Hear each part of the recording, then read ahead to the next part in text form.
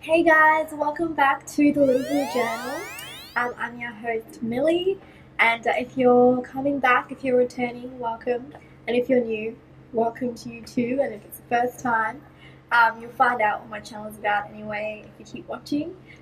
So please like my pages, subscribe, spread the love. You know how it goes. So guys, following on from my last topic in my last video, so we're starting off with the story of Krishna. Krishna is a Hindu mythological character from Indian mythology and tradition tales.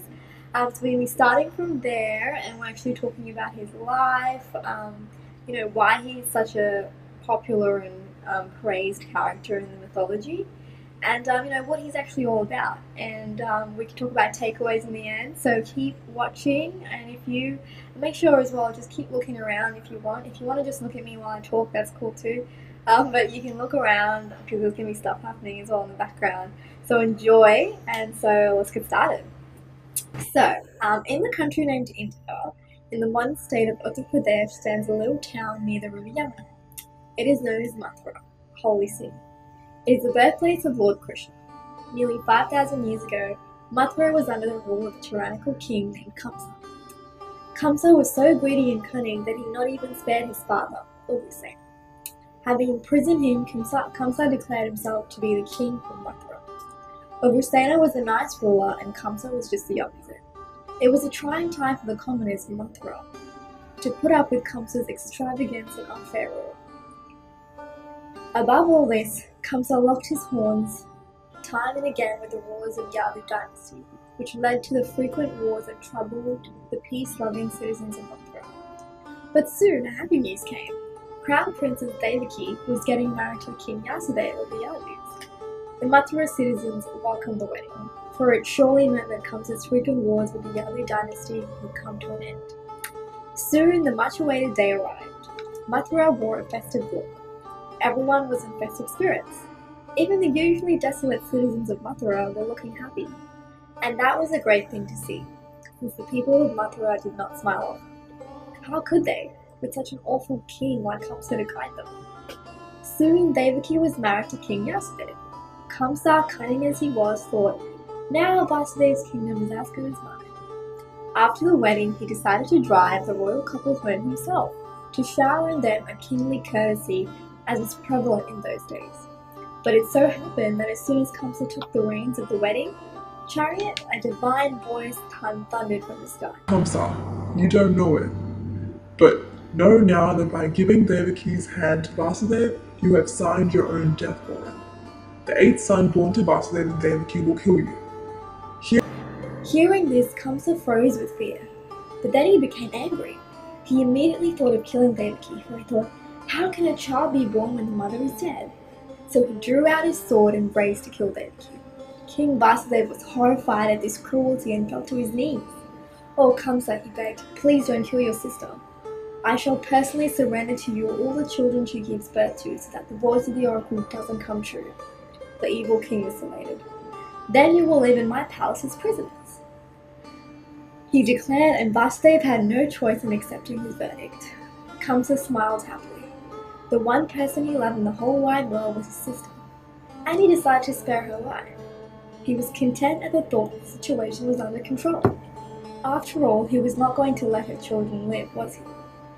Kamsa confined Devaki and her husband, King Vasudeva, in the palace dungeons and kept them under constant watch. Every time Devaki gave birth to a child in the dungeons, Kamsa destroyed the child. In this manner, he killed 7 children born to Devaki.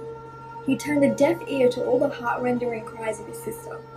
9 years passed before Devaki got pregnant for the 8th time. Kamsa, troubled by the fear of his possible death, lost his appetite and slept poorly at night.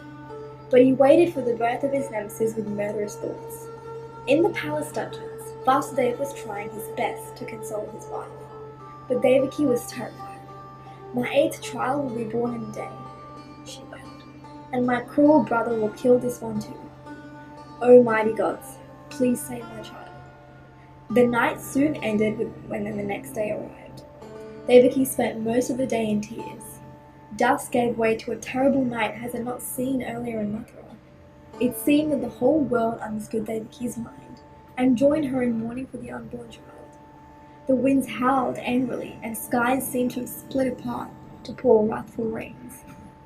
Suddenly there was pin-drop silence, and then it was broken by the sound of a cry of a divine child. It was the 8th child, a son born to Queen Devaki at midnight in prison. As soon as the child was born, the prison was filled with a dazzling, blinding light. Devaki fainted at the sight, and Vasudeva was mesmerized.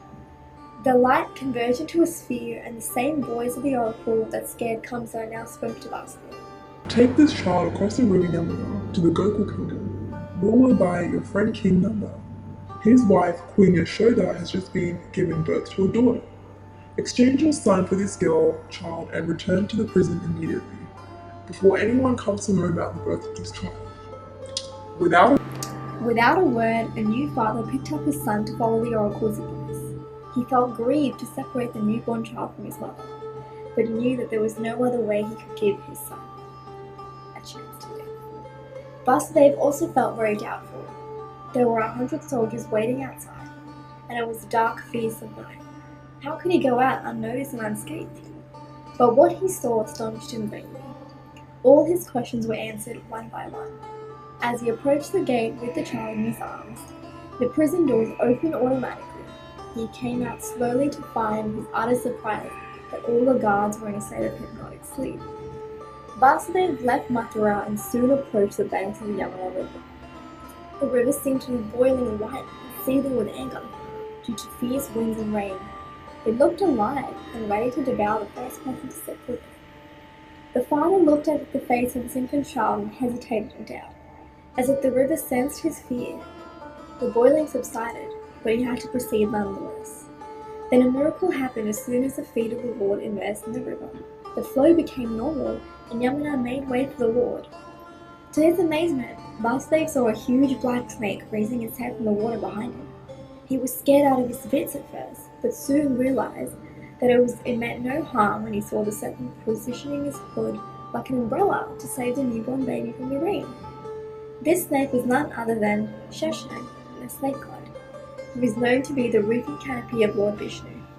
It is mentioned in the text that Krishna was the 8th incarnation of Lord Vishnu. Vasudeva did not delay any further and proceeded in waist-deep water in much difficulty. But in the end, not entirely believing his eyes, Vasudeva was able to cross the opposite bank of the river safely and enter the village of Gokul. It was past midnight, and the people of Gokul were fast asleep. Thus Vasudeva had no trouble in entering the palace of King Nanda, for the palace doors were as always wide open. Nanda, unlike Kamsa, was a fair king, and people under his reign didn't fear for intruders or thieves. Vasudeva by this time had some idea that this child was really someone special. He was a divine child. All his fears vanished, for he understood that when he's come this far, he will surely be able to complete the rest of the journey. And that was what happened. In no time, Vasudeva reached his favorite place. Treading softly, Vasudeva entered Queen Yashoda's quarters. She was sleeping peacefully in her bed, and her baby girl beside her was awake, staring at the door. It was almost as if she was expecting him to come. Vasudeva scooped Yashoda's baby girl in his other arm and placed his son in the empty space next to Yashoda. With tears in his eyes, Vasudeva kissed his son's forehead. "Goodbye, my son," he whispered. Then, without looking back, he left Gokul with Nanda's daughter in his arms. With Sheshanag assisting him like before, Vasudeva returned to the prison with the gold child. He entered his dark cell and laid the baby by Devaki's side. As soon as the child felt the hard paw on the back, she opened her mouth and cried lustily. Clank! The prison doors closed. The guards suddenly awoke from their sleep and became aware that a baby was born. They rushed to Kamsa to deliver him the news. The 8th child, slayer of Kamsa, was born. The evil king was both pleased and afraid to hear the birth of his nephew. He was pleased that he could finally kill the 8th child of his sister, and he was also afraid that he might not be able to do so. But putting away all his fears, he rushed to the palace dungeons to execute the child, who was said to be his slayer. He reached the dungeons in great anger. The palace guards trembled at this enraged face. Kamsa entered the cell in where his sister and her husband lived for the past 9 years. "Where is he?" roared at the now awake Devaki. "Where's my slayer?" Devaki had regained her consciousness only after Vasudeva switched the babies, and so she thought that her 8th child was a daughter. She appealed to her brother. "O Kamsa, my brother, my aide's child is a girl, and not the son the oracle warned you about. How can she harm you?" "There is no way she can. Please let your only niece live." Kamsa, as always, ignored her cries. He loved his life more than anything else in the world. Love for his life had clouded his common sense, and he forgot the oracle's warning about his slayer being a boy. In blind rage, Kamsa snatched the baby girl from Devaki's lap and hurled the child against the prison wall. But this time the baby did not die. Instead, she flew up and for a second remained suspended in the air, to the utter amazement of everyone present there. Then the prison was filled once again with a blinding light. Kamsa covered his face from the intensity of the light. As the light subsided, they realized the child had changed into a ferocious goddess. She rose above Kamsa's head as the eighth-armed form of goddess Durga. Dressed in shining garments and dazzling jewels, she looked terrible and divine at the same time. The goddess looked in contempt and pity at the bewildered Kamsa. She said, "There is no force in heaven and earth that can kill me. So how can you, wretched creature? You, even if you could, you would have gained nothing by killing me.